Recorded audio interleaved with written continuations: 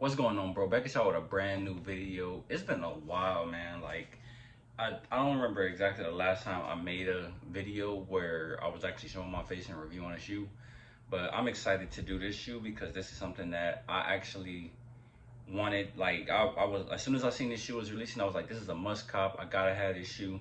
And then not too long after, I had the idea like, wait, I just bought a pair in 2019, so let me compare the two to see what the differences are. And eventually, I'm gonna have to get my hands back on the 2016 pair of the Black Toe Highs. I actually had those when I worked at Foot Locker. Hold on, let me move this over a little bit. But I actually had those when I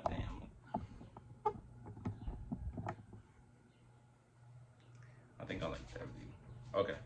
But yeah, man, I had those when I worked at Foot Locker. They were a 10 and a half when I was that size, when my foot was that size. I'm actually a size 12 now, and at the time when I sold them, I sold that shoe for $100 used. Like that was an absolute steal. That was before StockX. That was anything like that. I think that was like in 20, like early 2017. It had to be after the Royal Ones came out because I think I sold those for 100. I sold my All-Star ones for 100, and I sold my Royals for like 270. But it was just because my foot had gotten bigger. I couldn't wear the shoes anymore, so I was like, it's time to move on, give me something else. But this shoe was one that I had to get back in. Well, I had to get it in the collection. It was the OG, with the Nike Air on the tongue, Nike on the insole. And yeah, man, like just to get a new retro with leather on the shoe, it was a must cop. Honestly, this shoe actually fits a little big for a 12. I feel like I could have went with an 11 and a half, but you know what? I'll just keep it. I feel like I'm gonna be wearing this mainly with cargos, right? I mean, for the most part, I do live in LA, so it's a little hot, but I will wear it with shorts every now and then. But I mean, with the extra space, it's not really too bad. Like, it gives me a chance to mix and match some of the socks that I have. Maybe throw on some ankle socks every now and then, but you know the vibe. And it had me thinking as well, like, I actually bought the 2019 pair when these came out. And even with this shoe, I was like, I gotta have this shoe. It's a black toe, like, it's so clean, you can't go wrong with it. And as you can see, like, I beat this shoe to the ground and back, like creases all over. I actually swapped out my Union 1 laces that I had. I actually sold my Unions when my car broke down. I had to get a new one. Tough blow. That's still a shoe that's like, I got to get it back in the collection one day. But I thought it was, with the Union laces, like, it just made the shoe pop even more. But now that I have a newer version of this shoe, I'm probably going to be taking these laces out, breaking this shoe down, and using it for something else. Because I don't even wear this shoe anymore. It's a size 11 and a half, which I can't even fit, to the point where I took the insole out and I was putting some other insoles in there. And I think I was working out in this shoe. I think I played basketball a couple times in it, like just shooting around, like not actually going hard in it. But just meant like I got all the wear that I needed out of this shoe. And like even some of the suede on it was like tearing a little bit. But overall, I thought this would be a perfect opportunity to do a comparison between the two, see what the differences are between them. Because even now, I'll just look at this shoe on StockX just to double check the name of it. It actually is a black toe. But this shoe is going for around $300 right now. And it's crazy because who's paying 300 for this shoe when, well, I don't really blame them, but who's really paying 300 for a shoe like this when the exact same shoe with some minor differences just came out and it's still sitting for retail? And I actually doubled up on this pair just because, like, I was like, I gotta double up on these. Like, I thought they were gonna be hidden, going for 250 plus. I actually posted my pair on OfferUp just to see what the market was looking like. I had a couple people hit me for 200, but they ended up getting a pair. And even when I got off of work, like, I was stressing because I think I got off at like 5. When I won that Shoe Palace, they told me you had until 1 o'clock to pick up the shoe. And I told the dude prior to that, like, hey, I get off at 5 o'clock. Is it cool if I pick up at 6? Because I had did that with past releases when I picked up at Shoe Palace. He said it was cool. But then, like, something just told me, like, just call and double check, make sure, like, everything good with the shoe so you ain't got to go through no runaround with it. So I called the day of the release, and it was a manager that answered the phone, and he was saying, like, you have until 3 o'clock. So I'm like, it's always seemed like whenever I get a raffle or they have a raffle at Shoe Palace, like, the information is inconsistent. Like, I remember a few years back with the Flint 13 when that shoe came out during the pandemic, and they were saying that first they released the information that it was going to be a first come first serve. People get there and it's a raffle, and then it's like when they do the raffle, they only give you one chance to like to call you, and if you don't answer the phone, they giving up your pair. And I was like, that's ridiculous. Like people aren't waiting by the phone all day waiting for y'all to call, and then on the chance if y'all don't call, it's like why would you waste a day waiting on a phone call from Shoe Palace not to be able to secure your pair? Like y'all should be able to leave a voicemail or at least give people time to call back and be like, hey, you want your shoe?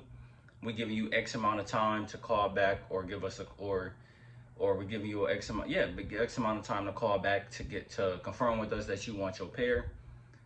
If you don't call us back by this time, like maybe give them like 2 or 3 hours, then your pair is going to be up for grabs, or we're going to call the next runner.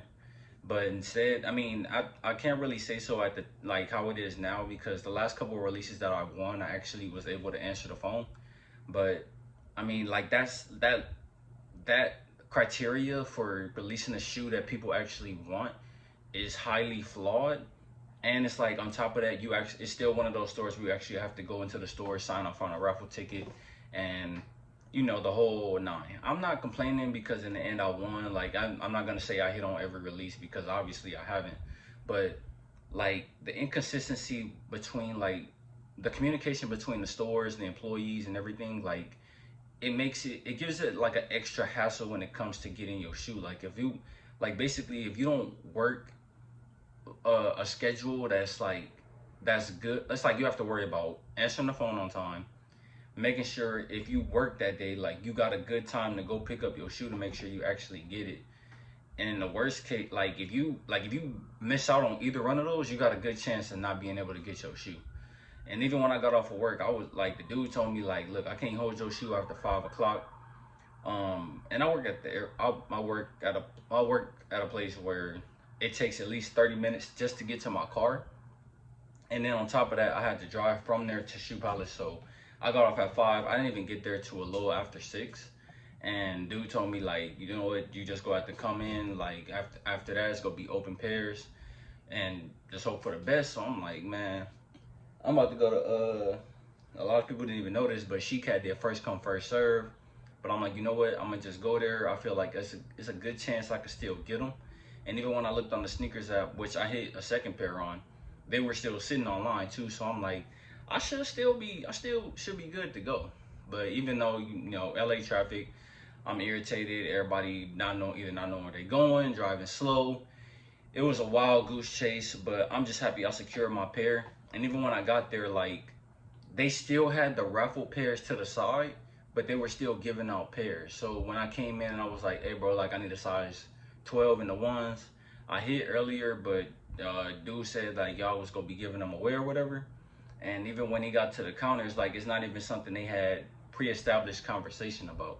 He told him like, you know what, just take the names off of all the boxes. Personally, I actually like that. I like I think when I had the Brazil dunks, they had stapled the ticket to the box, which is pretty. It was a small detail, but it was kind of dope. But they was like, you know what, just take all the tickets off. All the pairs are open, and even right now, like I think I bought these on Friday. They probably still got pairs sitting right now. So I mean, who knows? But overall, that was a quick little rant for you. Sorry about that, but Shoe Palace, get it together, bro. Like y'all are. I would say y'all top 3 on places. Like if I know, like if I want to release, I'm gonna be hitting multiple stores to be trying to get it from y'all. Like even Foot Locker be like it's not guaranteed, and especially like right now, like they literally just cleared all my points because it's been so long since I hit on a shoe.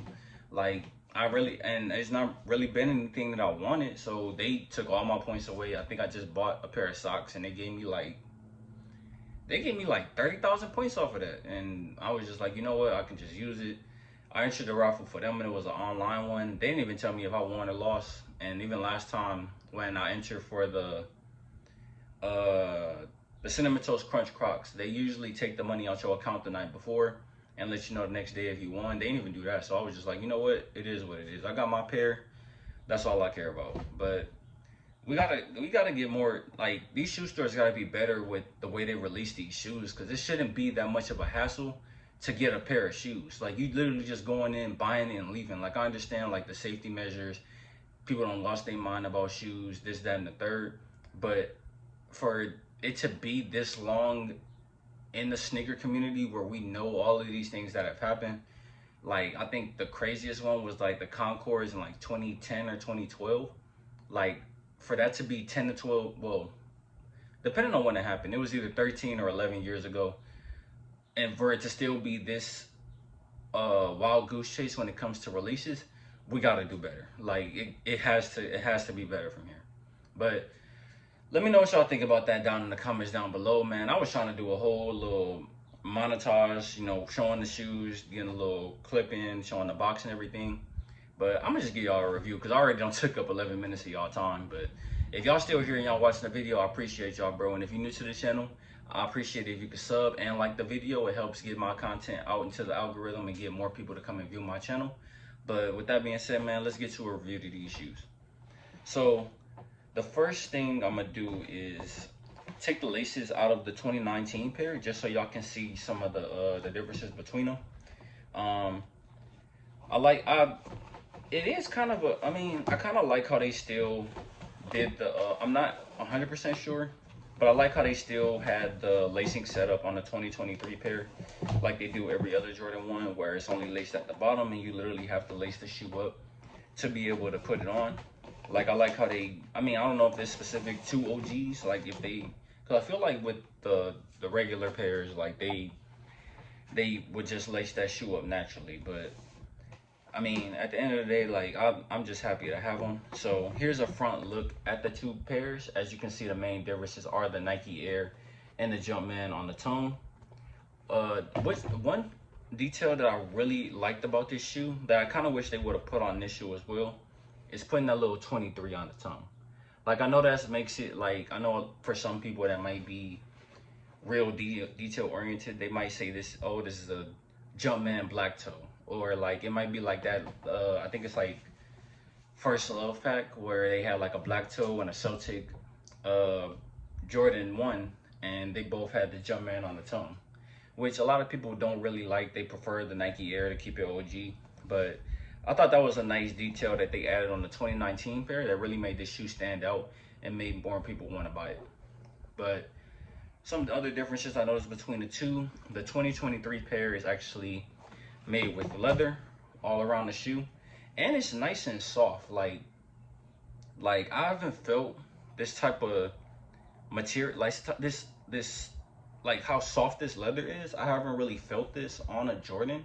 It makes it actually feel like a luxury shoe. And then on the back, but the only thing that's kind of off is like the back of it on the red is more like stiff. Like, it kind of reminds me of the Lost and Founds. Unfortunately, I don't have my pair in hand right now, but it feels similar to that. And the swoosh is also, it feels like a cheaper leather. It feels like it's leather too, but it feels like a little more cheap compared to the side panels. Like, these two are definitely different compared to one another. So to have a mix of materials on there is definitely something that's a little different. But it kind of, I would say, like, it kind of adds on to that 140 price point, because I think last time we had a Jordan 1 OG release, it was for 120. But I mean, either way, this is a must cop to me. I wouldn't care if it was one, as long as it's not 160. That might be a little overdoing it, but 140 wasn't bad at all for these. And looking at the 2019 pair, this portion of the shoe is actually all suede, with the swoosh being suede as well, and the back panels being leather. I kind of like that feature that was on it. I wish they would have took that same leather from here and put on the back panel as well. But I know recently they've been going with the reimagined look, trying to get the shoes as closest to the original OG releases that happened in the 90s and the 80s. So I'm satisfied with the shoe. I'm not gonna complain or say like, oh, this ain't good, this ain't exact, this ain't perfect. It's a Jordan 1. We got a re-release for it. That's all I'm happy about. So looking more at the shoe, as you can see, the back panels are different as well. This actually reminds me of, let me see. So I got my pandas here. I just want to see something. Huh. I was gonna say it reminds me of a dunk, but it doesn't.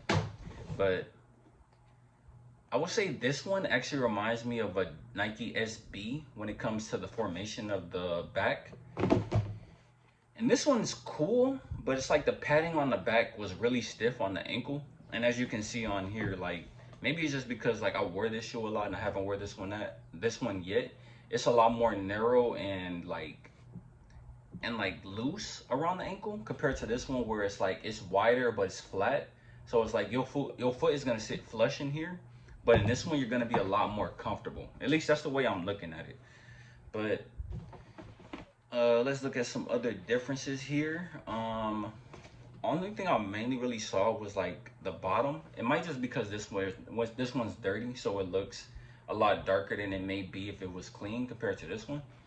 But I also liked how they kept the Nike on the bottom of the 2019 pair, even though it has the Jumpman on the front. And you don't really see a lot of that with I would say 3s and 4s. Like they might actually have the Jumpman on the bottom compared to having a Nike on the bottom with an OG pair or a pair that has Nike Air on the tongue. But let me know what you think about these shoes overall. Personally, I still believe this shoe is a must cop. I got my second pair coming in from Nike, I think this Wednesday or Thursday.